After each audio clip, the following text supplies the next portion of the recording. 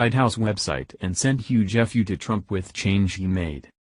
Michelle Obama summed it up perfectly back in 2009 when she stated during an interview that we must simply rewrite our America's history, as she made it no secret how much she and her husband hated our country. After a shameful 8 years of presidency overshadowed with embarrassing scandals, Barack Obama is now taking his wife's words to heart, as he is literally rewriting our nation's history in order to secure his legacy, in an outrageous move that will make you sick. Hitler's infamous Nazi propagandist Paul Joseph Goebbels knew all too well the value of a lie. If you repeat a lie often enough, it becomes the truth, Goebbels famously stated. Obama knows this tactic all too well, as shortly after leaving the White House he made the unbelievable proclamation that his presidency was scandal-free, completely ignoring Benghazi, Fast and Furious, years targeting of conservatives, his massive unconstitutional surveillance on Americans, and the handling of Hillary's email scandal, just to name a few.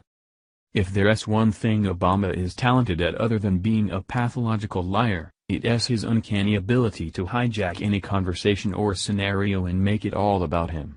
This was evidenced most recently during Obama's farewell speech before Trump took office, where Obama managed to mention himself a whopping 75 times within a short 51-minute speech, where he endlessly bragged about his legacy and accomplishments. While we've all gotten used to Obama's massive whoppers over the years, with his recent attempt to try and convince America his presidency was scandal-free, now Obama has taken his antics to a whole new level. He is now literally rewriting history, by making ridiculous changes to the White House's official website in order to brag about himself. Each president on whitehouse.gov has a public biography that is similar to a Wikipedia page, where Americans can learn all about what a specific American did during his tenure. But Obama has now hijacked these presidents' public profiles, where he has inserted long-winded bullet statements about his wonderful accomplishments as America's 44th president. Here are several screenshots of where Obama has included fascinating tidbits about himself on other presidents' profiles.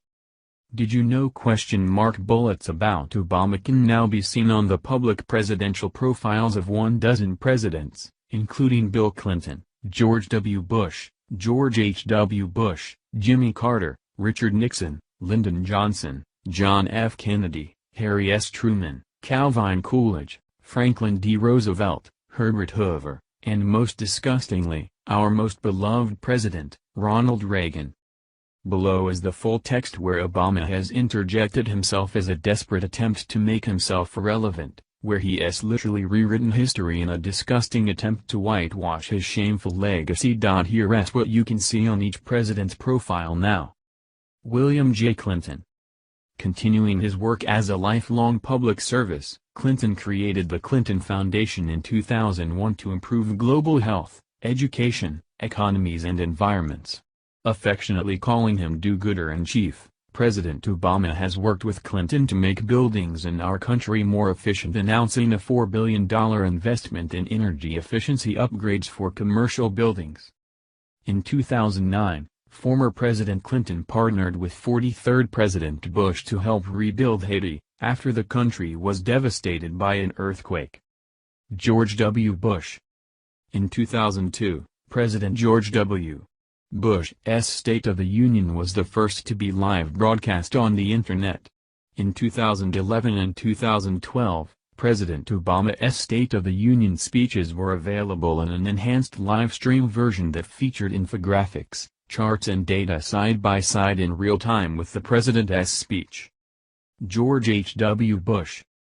President Barack Obama awarded George H. W. Bush the 2010 Presidential Medal of Freedom, the nation's highest civilian honor, for his commitment to service and ability to inspire volunteerism throughout the country, encouraging citizens to be 1,000 points of light. The administration continues to promote service and civic engagement, honoring heroes of local communities as champions of change and fostering civic participation. Ronald Reagan. Obama even took over Ronald Reagan's space on whitehouse.gov to talk about himself. President Reagan designated Martin Luther King Jr. Day a national holiday, Today the Obama administration honors this tradition, with the first and second families participating in service projects on this day. In a June 28, 1985 speech, Reagan called for a fairer tax code, one where a multimillionaire did not have a lower tax rate than his secretary. Today, President Obama is calling for the same with the Buffett rule. Jimmy Carter. In 1977, President Jimmy Carter created the Department of Energy. Today the DOE works with the Obama administration to drive towards innovation in energy and reducing reliance on foreign oil with an all-of-the-above approach. Richard Nixon. In 1973, Richard Nixon created the President's Export Council, which was expanded and reconstituted under President Jimmy Carter in 1979. Today the PEC continues to work towards reaching President Obama's goal of doubling the nation's exports by 2014 end. Lyndon Johnson. President Lyndon Johnson signed Medicare law in 1965, providing millions of elderly healthcare stability. President Obama's historic healthcare reform law, the Affordable Care Act, strengthens Medicare, offers eligible seniors a range of preventive services with no cost sharing, and provides discounts on drugs when in the coverage gap known as the donut hole. John F. Kennedy. President John F. Kennedy famously suggested the American people, ask what you can do for your country. In 1961, the Peace Corps was created, facilitating service among citizens working toward peace in developing countries. In 2011, President Obama celebrated the 50th anniversary of the Peace Corps with a presidential proclamation. Harry S. Truman. In a 1946 letter to the National Urban League, President Truman wrote that the government has an obligation to see that the civil rights of every citizen are fully and equally protected. He ended racial segregation in civil service and the armed forces in 1948. Today the Obama administration continues to strive toward upholding the civil rights of its citizens, repealing Ask.Tell, allowing people of all sexual orientations to serve openly in our armed forces. Source: Harry S. Truman Library and Museum. Franklin D. Roosevelt. On August 14, 1935, President Roosevelt signed the Social Security Act. Today the Obama administration continues to protect seniors and ensure Social Security will be there for future generations. Calvin Coolidge. On February 22, 1924, Calvin Coolidge became the first president to make a public radio address to the American people.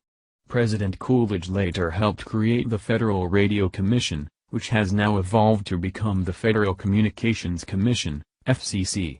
President Obama became the first president to hold virtual gatherings in town halls using Twitter, Facebook, Google+, LinkedIn, etc.